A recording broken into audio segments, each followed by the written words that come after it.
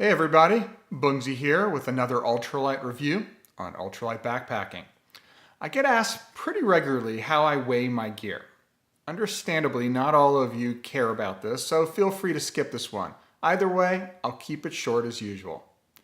First off, let's talk scales. There are plenty on the market and most are pretty cheap, but I do have a favorite and I've included a link to it in my video description down below. It's a $12 digital food scale by a company called eTech City. Why this scale? Simple answer. It gives you measurements to 2 decimal points.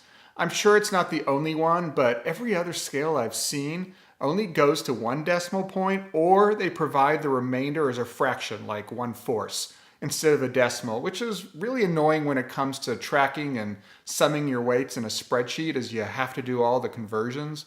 And more importantly, these rounded off fractions are just not that pinpoint or accurate as 2 decimal points. Okay, so there's actually one more item you need to make your weighing easy and accurate. Find yourself a small cardboard box.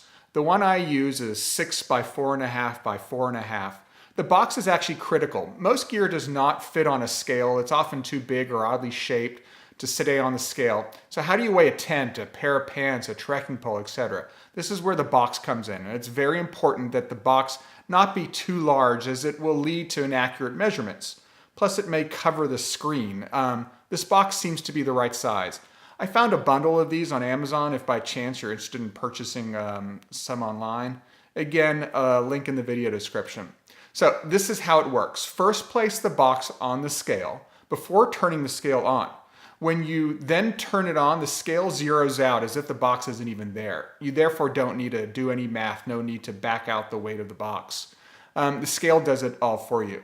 You can either stuff items into the box like clothing, or wedge items into the box like a sleeping pad, or balance oddly shaped items across the top of the box like a tent or trekking poles. This allows you to still see the screen while keeping all the material or straps off the tabletop, which again would affect the accuracy. Even a little toggle dangling onto the table would result in your weight being inaccurate. If you're going to bother weighing your stuff, you might as well be accurate and honest with yourself. No shortcuts, no cheating. As for tracking your weights, I prefer a spreadsheet over some of the online services like lighterpack.com. Why? Well, I love tracking my weight trip to trip. I simply create a new tab inside the same spreadsheet and then label the tab for whatever trip I'm planning. I then just copy over my most recent or relevant spreadsheet and start making adjustments. It's neat to see your changes over time and from trip to trip. Well, that's all the time I need. I hope I gave you something to think about. Subscribe to my channel by clicking the Bungzy logo, and I'll catch you on my next ultralight review on ultralight backpacking.